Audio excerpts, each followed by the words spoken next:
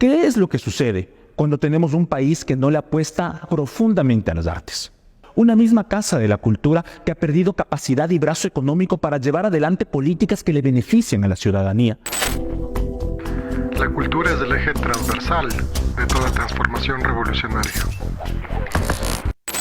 El 12 de mayo de 1938, el Estado ecuatoriano procede a comprar de Alfredo Flores y Borrero su colección de arqueología y arte.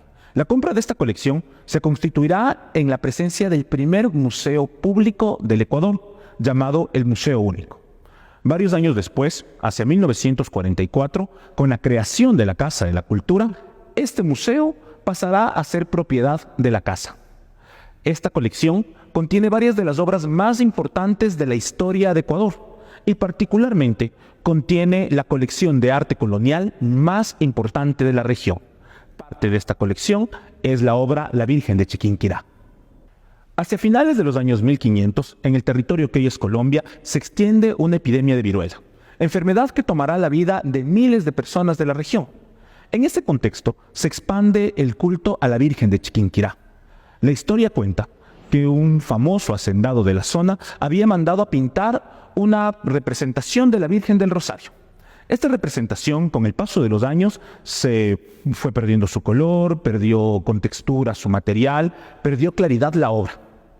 Sin embargo, en medio de este azote de enfermedad en la zona, de repente la obra se reconstruye. Milagrosamente la obra vuelve a tomar color y vuelve a tomar vida. Además, esta regeneración de la obra es el símbolo de la regeneración de la zona azotada por enfermedades y por catástrofes, y además se convierte en un culto permanente en toda América Latina.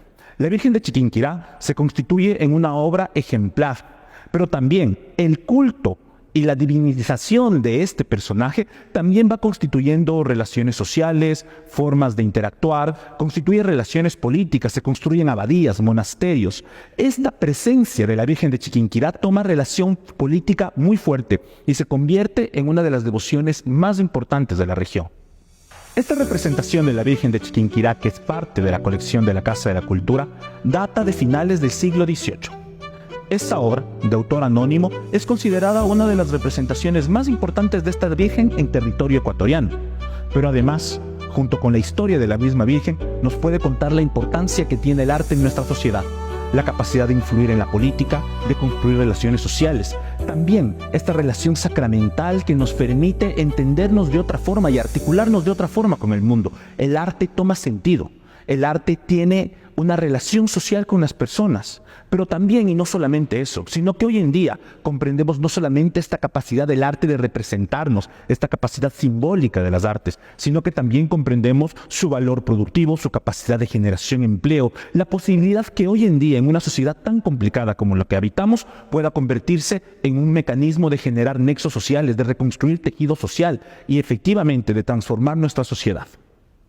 La colección de la Casa de la Cultura, conformada en este proceso de institucionalización de las artes en el país, es ejemplo de cómo los procesos estatales para darle forma a la creación de instancias públicas, de instituciones, es fundamental para la conservación de las artes y también es fundamental para pensar la actividad que las artes deben tener hoy día en nuestra sociedad.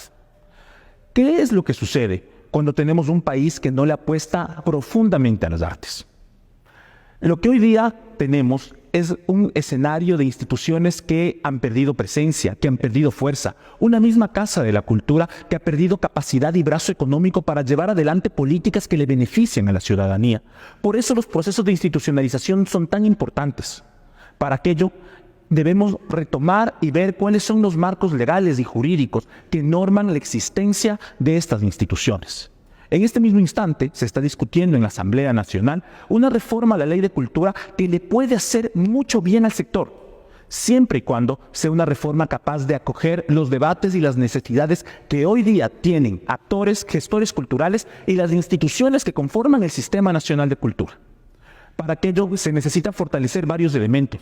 dotar a las instituciones de capacidad de generar sus propios recursos, por ejemplo, a través de la generación de empresas públicas o de manejo de cuentas dentro del sistema estatal que les permita de manera efectiva actuar y conseguir recursos que le den la capacidad de actuar de manera efectiva en los territorios. Pero paralelamente a aquello, también es necesario pensar una ley que se articule de manera efectiva sobre las necesidades que tienen actores y gestores en este país.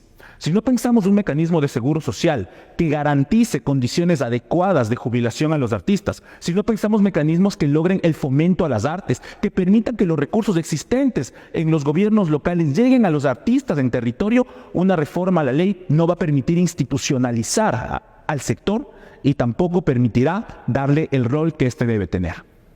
Tal como reconocemos el valioso aporte de las artes para la construcción de una sociedad mejor, también debemos reconocer la importancia de una institucionalización sobre el rol de las artes en nuestra sociedad. Si no le apuntamos a pensar mecanismos jurídicos legales que den ese sostenimiento, no vamos a poder mejorar la situación de las artes, ni tampoco de manera general la situación que atraviesa hoy día el país. Por eso le apostamos profundamente a una reforma a la Ley de Cultura que garantice los derechos culturales de todas y todos. Lado C, el editorial de la Casa de las Culturas.